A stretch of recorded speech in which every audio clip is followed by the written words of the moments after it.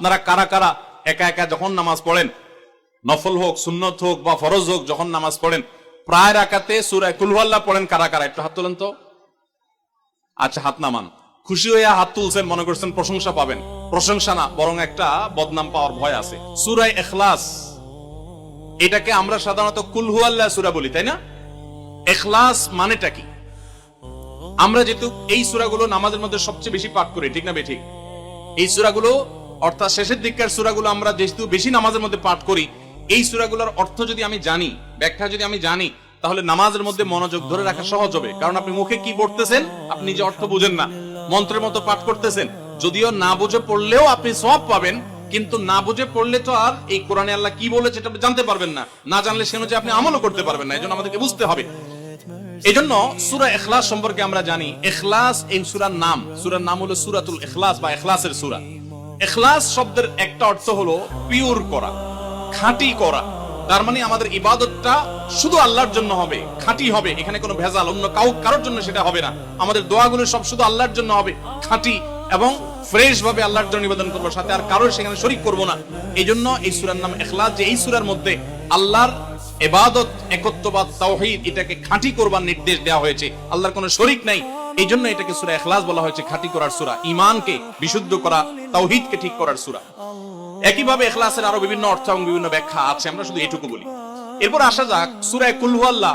কেন আল্লাহ তাআলা এই সূরাটা নাজিল করলেন? কোরআন কারীমের বিভিন্ন সূরা, বিভিন্ন আয়াত নাজিলের প্রেক্ষাপট আছে, যেটাকে শানে নুজুল বলা হয়।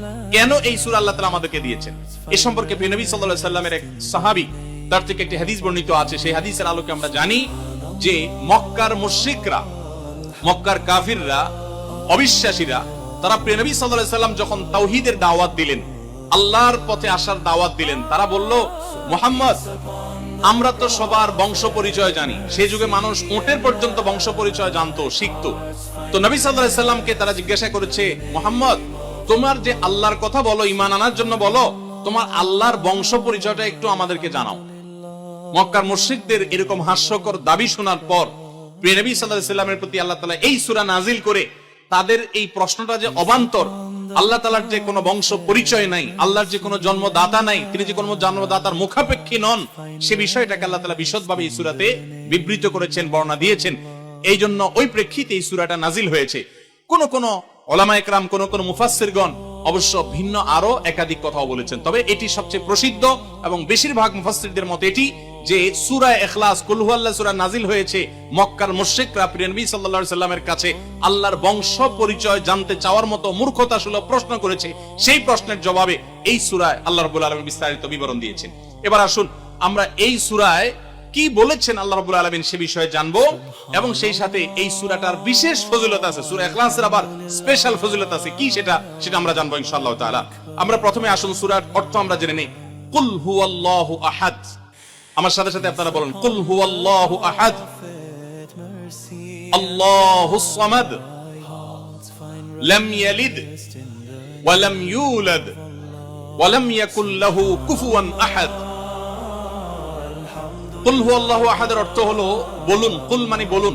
এই কুলটা বড় কাফের কুল। আমরা অনেকে কয় রসুকার কুল ও কুল, বড়ই লিখতে যে কুল লিখি আমরা ওইরকম বলি।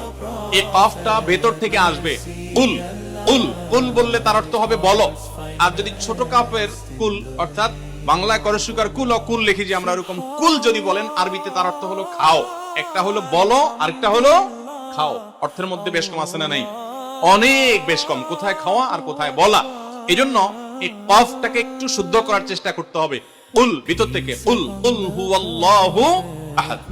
এর অর্থ কি? কুল মানে বলুন।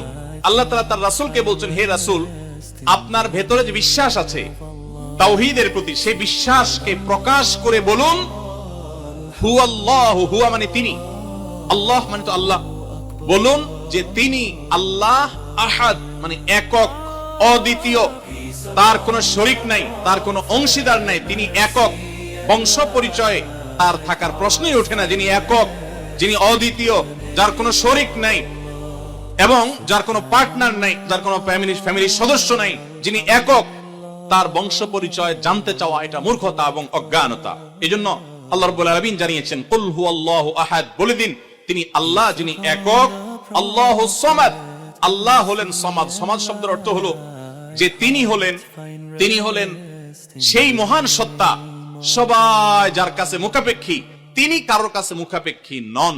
সমাদ মানে হলো যিনি অমুখাপেক্ষী, যিনি কারো মুখাপেক্ষী না। পৃথিবীর সকল সৃষ্টি তার মুখাপেক্ষী, তিনি কারো মুখাপেক্ষী না।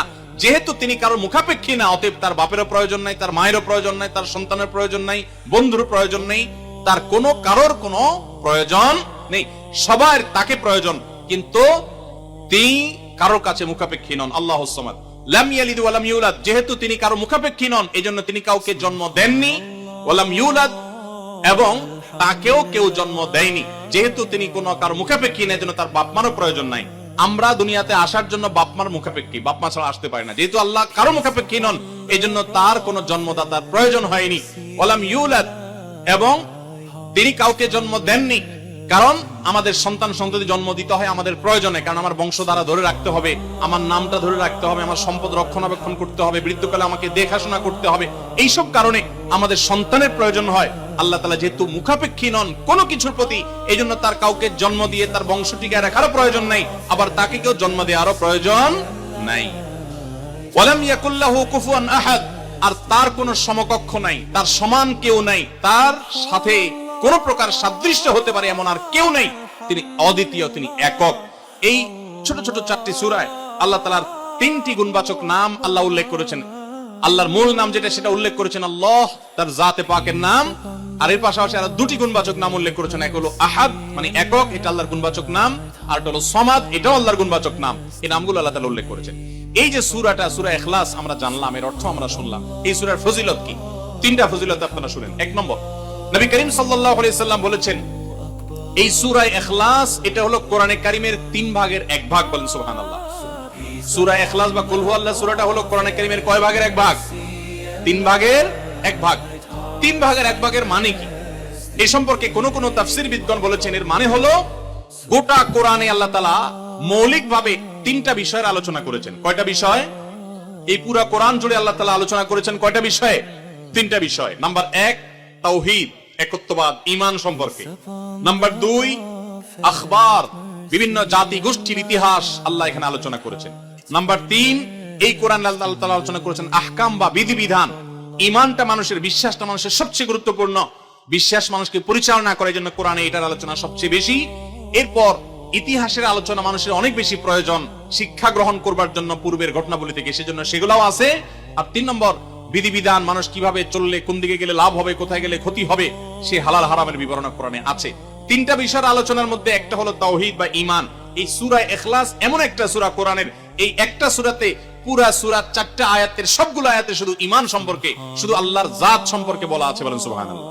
ভাইরা আমার, এই সূরা ইখলাস বা সূরা কুল হুয়াল্লাহ এটা কোরআনে কারীমের 3 ভাগের 1 ভাগ। এটা একটা ব্যাখ্যা। আরেকটা ব্যাখ্যা হলো কোরআনে কারীম যদি কেউ পুরাটা পড়তে পারে, যে পরিমাণ সওয়াব সে লাভ করবে। শুধু কুল হুয়াল্লাহ সূরা যদি একবার পাঠ করে, কয়বার? একবার যদি পাঠ করে, কোরআনে কারীমের 3 ভাগের 1 ভাগ তেলাওয়াত করার সওয়াব আল্লাহ তাআলা ওই ব্যক্তিকে দান করেন। তাহলে যদি কেউ 3 বার পাঠ করে, তাহলে এখান থেকে বোঝা যায় যে আল্লাহ তাআলা তাকে পুরা কোরআন একবার তেলাওয়াতের সওয়াব দান করবে। পুরা কোরআন কষ্ট করে তেলাওয়াত করলে সেটার যে মর্যাদা হবে সেটা অবশ্যই ভিন্নতর। কিন্তু 3 কুল সূরা ইখলাস এটাকে 3 বার পাঠ করলে আল্লাহ রাব্বুল আলামিন কোরআনে কারীমের পূর্ণাঙ্গ কোরআন তেলাওয়াতের সওয়াব পাবেন বলে অনেক উলামা ইকরাম, মুহাদ্দিসিন ইকরাম বলেছেন এই হাদিসের আলোকে। এটা হলো এর দ্বিতীয় ফজিলত। প্রথম ফজিলত। দ্বিতীয় ফজিলত হলো আমাদের প্রিয় নবী সাল্লাল্লাহু আলাইহি ওয়াসাল্লামের সময় তিনি এক দলকে একটা অভিযানে পাঠিয়েছেন। তাদের মধ্যে যিনি ইমাম সাহেব ছিলেন, ওই আল্লাহর বান্দা প্রত্যেক নামাজের মধ্যে যে কোনো সূরা পড়তেন, যে কোনো কিরাত পড়তেন, শেষে সূরা ইখলাসটা অবশ্যই পাঠ করে তারপর রুকুতে যাইতেন। এখন সাহাবীদের মধ্যে একটা প্রশ্ন দেখা দিল যে এই লোকটা প্রত্যেক রাকাত নামাজে সূরা ফাতিহা, আলহামদুলিল্লাহ সূরা পাঠ করার পর যেই সূরাই পড়েন, যেই কিরাতই পড়েন, সাথে আবার কুল হুয়াল্লাহটা কেন পড়েন? আমরা তো নবী সাল্লাল্লাহু আলাইহি ওয়াসাল্লাম কিরকম করতে দেখি নাই। তখন সাহাবীরা এসে নবী সাল্লাল্লাহু আলাইহি ওয়াসাল্লামকে জিজ্ঞাসা করলেন, ইয়া রাসূলুল্লাহ, আমাদের ইমাম সাহেব যাকে আমাদের সাথে আপনি দিয়েছেন, যিনি আমাদের সাথে আছেন, এই ব্যক্তি প্রত্যেক রাকাতে অন্য যা পড়ুক আর না পড়ুক এই কুল হুয়াল্লাহ সূরাটা উনি পড়ে, এটা উনি ছাড়ে না, এর কারণটা কি?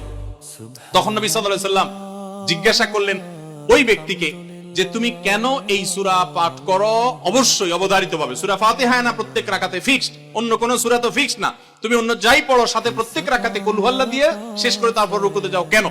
তখন সে সাহাবী বলেন, ইয়া রাসূলুল্লাহ, আমি কেন পড়ি কারণ কোরআনে কারিমে এই একটা সূরা, সূরা ইখলাস বা কুল হুয়াল্লাহ সূরাটা একমাত্র সূরা যেই সূরার শুরু থেকে শেষ পর্যন্ত সবগুলো আয়াতে শুধু আমার আল্লাহর কথা বলা আছে। কোরআনের অন্য কোন সূরা এমন নাই যেই সূরার শুরু থেকে শেষ পর্যন্ত পুরো সাবজেক্ট আগা টু গোড়া পর্যন্ত সবগুলো বিষয় সবগুলো আয়াতে শুধুমাত্র আল্লাহর পরিচয় দেওয়া হয়েছে, এমন আরেকটা সূরা নেই। যেহেতু এখানে শুধু আল্লাহর কথাই বলা হয়েছে, এই জন্য এই সূরাকে আমার অনেক বেশি পছন্দ হয়, এই জন্য এই সূরাকে অনেক বেশি আমি ভালোবাসি। আমার আল্লাহর আলোচনা এখানে, অন্যান্য সূরাতে কোথাও ইতিহাস, কোথাও হালাল হারাম, কোথাও বিধিবিধান, কোথাও অন্যান্য আলোচনা আছে, কিন্তু এই সূরায় শুধু আমার আল্লাহর কথা বলা আছে। এই জন্য আল্লাহর মহব্বত এই সূরাকে আমি অনেক ভালোবাসি, কুল হুয়াল্লাহ সূরা। নবী করিম সাল্লাল্লাহু আলাইহি ওয়াসাল্লাম তখন বলেছেন, তোমার এই ভালোবাসার কারণে আমার কাছে ওহী আল্লাহ পাঠিয়েছেন যে আল্লাহ তাআলা তোমাকে স্পেশালি ভালোবাসেন। এবং অন্য বর্ণনায় আসছে নবী সাল্লাল্লাহু আলাইহি ওয়াসাল্লাম বলেছেন, হুব্বুকা ইয়্যাহা ইউদখিলুকাল জান্নাহ, তুমি এই সূরাকে যে ভালোবাসো, এই ভালোবাসার কারণে আল্লাহ তাআলা তোমাকে জান্নাতে প্রবেশ করাবেন, সে ওয়াদা করেছে। অতএব ভাই আমার, সূরা ইখলাস বা কুল হুয়াল্লাহ সূরাকে স্পেশালি আমরা মহব্বত করব, ঠিক আছে না ইনশাআল্লাহ? এই সাহাবীর পাশাপাশি মদিনায় আরেক সাহাবী, তিনিও ইমামতি করতেন এবং ইমাম হিসাবে দায়িত্ব প্রাপ্ত ছিলেন নবী সাল্লাল্লাহু আলাইহি ওয়াসাল্লাম তরফ থেকে, তিনিও একই কাজ করতেন। তার ব্যাপারে নবী সাল্লাল্লাহু আলাইহি ওয়াসাল্লামের একই রকমের জবাব দেওয়ার কথা আমরা হাদিস থেকে জানতে পারি। সেখান থেকে সূরা ইখলাসের মর্যাদা বোঝা যায়। আমরাও অনেকে সূরা ইখলাস প্রায় রাকাতে পড়ি, আছে না নাই? আপনারা কারা কারা একা একা যখন নামাজ পড়েন, নফল হোক, সুন্নত হোক বা ফরজ হোক, যখন নামাজ পড়েন প্রায় রাকাতে সূরা কুল হুয়াল্লাহ পড়েন কারা কারা? একটু হাত তোলেন তো। আচ্ছা, হাত নামান। খুশি হইয়া হাত তুলছেন, মনে করছেন প্রশংসা পাবেন।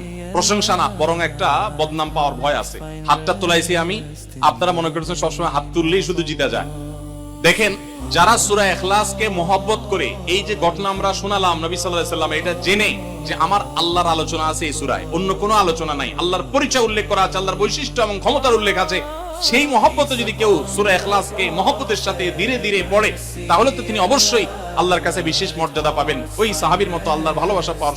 তবে আমাদের বেশিরভাগ মানুষ কুল হুয়াল্লাহ সূরা দিয়ে নামাজ পড়ে নামাজ শর্ট করার জন্য, ঠিক না বে ঠিক? তাহলে এবার যদি আমি বলি কারা কারা নামাজ সংক্ষেপ করার জন্য কুল হুয়াল্লাহ সূরা দিয়ে নামাজ পড়েন, তাহলে দেখা যাবে হাতগুলো আবার উঠছে। তাহলে সংক্ষেপ করার উদ্দেশ্যে সূরা কুল হুয়াল্লাহ পড়লে সেটার কারণে আল্লাহর কাছে সওয়াব পাবেন না, বরং আপনার নামাজের মর্যাদা আরো কমবে। নামাজ কি সংক্ষেপে করতে হয় না লম্বা সময় নিয়ে করতে হয়? আমরা খাওয়াটা খুব ধীরে সুস্থে খাই, ঘুমটা খুব ঠান্ডা মাথায় যায়, কাজ কাম খুব ঠান্ডা মাথায় করি, শ্বশুর বাড়ি গেলে খুব আস্তে ধীরে যাই, সব কাজগুলো আমরা ধীরে সুস্থে করা পছন্দ করি। শুধু নামাজের বেলা আসলে, জিকির তসবির বেলা আসলে আমরা 4G 5G গতিতে, তুফান মেইলের গতিতে যত তাড়াতাড়ি সম্ভব করার চেষ্টা করি।